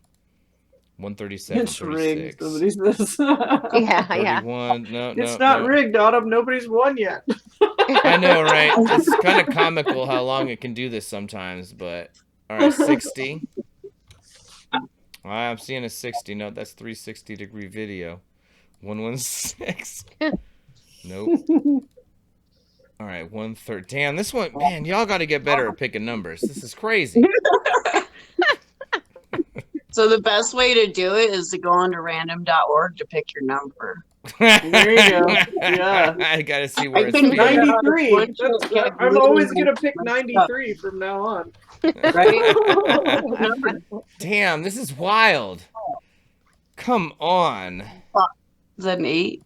I see an 8. Yeah, there's got 187. Nice. Murder, death, coup. Wait, I was just saying. All right. Good Lord. Come on. This is one of the longest times it's ever taken to find a winner. I'm truly sorry, folks. Oh, now it's stuck. 101. Come on. This is wild. How long will it possibly go until somebody wins? Well, you said there were like 130 some people, so there's 70 numbers that could possibly not be picked. Carrie, don't bring the math into this. Well, you asked. We're going to be here all damn night. Oh, no, 143. Damn it.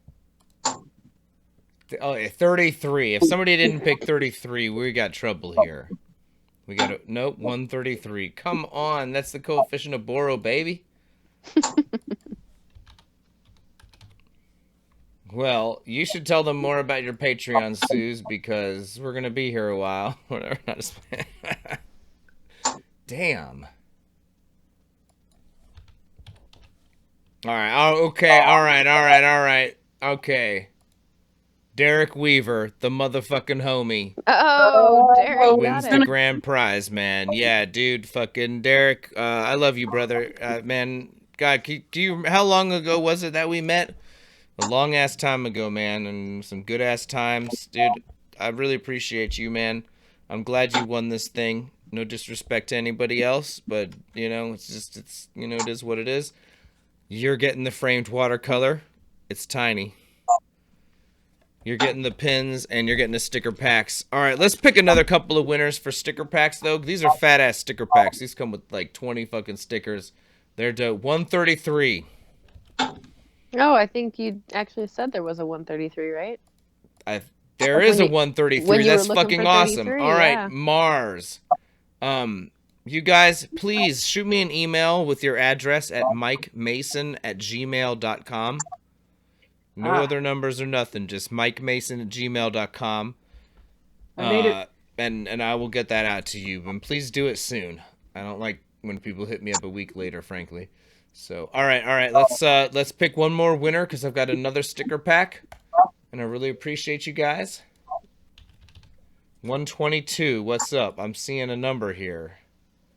We got another winner. It's crazy. It took like 80 fucking picks to get the grand prize. Is that Bill that won again? What's that? RW Call Hop. Is that Bill that won again? No. Okay. RW won with 122. And then what was the last one we picked for a sticker 133. pack? Mars won with 133. And then Derek Weaver won with whatever he picked. I already forgot. 162. And you know what? I got another couple of sticker packs, man. Fuck it. I got to make more before more orders come in next time anyway. So let's pick another couple of winners. I really do appreciate you guys tuning in. It's no joke. Like I said, it's like, not to sound calculating or anything. It's just the math is simple here. Like, I have sponsors who make it possible to go to all the things, you know, and cover, like, hotels and flights and Adobe every month and cameras and memory cards and hard drives and the billion other things it takes to make this possible. But all of that is possible because all of y'all tune in. You know, I can't thank all of y'all enough for being here and making this a super fun party and, you know, making, you know, just proving to the world that somebody cares about watching flame working, you know, like that's what it is. Like one thing, you know, makes the other possible. And it really is like this cycle of love that makes it all go down. So let's pick another couple of winners. Clickety, clickety, clickety, clack. Number 4. I think we already picked the fucking 4. Come on. No, I think it was a 3 or a 5. All right. 4. Here we go. Who's picked 4? What? Hold up now. All right, Mars, you're going to get your sticker pack, my dog. But if I see you pick 2 numbers again, it's going to be trouble. Don't do that. Watch out when Carrie's back on the watch. Yeah, I think maybe you just saw somebody else pick that one and you didn't delete your message. I'm going to give you the benefit of the doubt, homie. But please don't duplicate numbers or pick more than one. All right, clickety clack. I don't see a 4. 135. Nope. 102. Nope. That's funny. We had a 101 too. 5. I feel like we already fucking went through this battle with 5, but okay. Man. Okay, 29. 47. Oh, I see a 47. I see 2 47s. All right, and actually, you know, not to call you out again, Mars, but dude, this is your other number. You've technically won twice now because you picked 2 numbers. My gangsta, do not pick 2 numbers ever again. Please. Like, it's one number at a time, folks. And, okay, so let's get back to the winner, though. Scott. I'm not trying to call this guy out. I assume that he saw Scott pick 47 and then didn't delete the other number. I'm just saying, no, please, in the future, homies, if you pick 2 numbers, delete the other one. Delete that other message or whatever it'll be, or mention that you saw your other one was picked, so, because we don't want to have to disqualify anybody. Okay, so Scott, thank you, congratulations. Shoot me your shipping address at mikemason@gmail.com, and then I believe there's going to be one more pick, right? Last one. Yeah, because, like, man, I took 60 sticker packs to Champs and got every single competitor one of these packs. And then all the staff, and then a couple of homies, you know, and then that was it. And then the other packs I left in case orders came in, but no orders came in. Everybody was like, everybody saw the sticker packs were available and ordered really quick. So, anyways, I had like 5 left. So one more. Wait, did we already do the 143? I see. Where is it? Okay, I just accidentally hit the other number before I searched for the last one I just picked, but I saw it. It was 143, right? So that's Autumn Bader. Autumn hit me with. Autumn, it's rigged though. Autumn can't win. What are you talking about? She said in the chat that it was rigged. Kidding. Oh, really? Oh, okay. It's rigged in your favor. That's funny. Yeah, no, Autumn, hit us up with the address, mikemason@gmail.com. Well, shoot, I don't really have anything else to add to this episode other than my extraordinary gratitude for the audience for tuning in and to Suze for letting me film this demo. And I mean, was I bullshitting y'all? That was an incredible demo, right? Like, that was amazing. amazing. I don't just toss these superlatives around or whatever. Adjectives and shit. Suze is fun to watch. Yeah, that was really great. And so thank you so much for being here to narrate it. Let me hand it off to the homies who I want to thank for being here. Shayla, thank you so much. Really appreciate you. Thank you for letting me film the bonus demo footage. Thank you. Like, I can't wait to share. Like, I can't wait to share what you were up to at Champs because it was incredible. And then we've also got your demo with Robert Mickelson at Glass Vegas. That's right. And then one I would like to have you back with us here in the near future if you're down is the surface drawn Sherlock that you did. Ooh. Yeah, I would love it. That would be amazing. Thank you for joining us tonight, though. Suze, thanks, Shayla. Suze, thank you so much. You are incredible. I really do appreciate you. It's always a pleasure to cross paths, and I mean, I remember meeting you years ago out in Berkeley when I stopped by to spot or whatever, and like, oh, it's been many years. I know, right? But I still remember that. Like, I remember we had like a connection from the area we were from, but I just remember you being so warm and such a chill person. I remember immediately just connecting and enjoying talking with you, and it's been a long time, but it's so cool to be here with you in 2020, and thank you for letting me capture that thing in 2018 and share it now with with our community.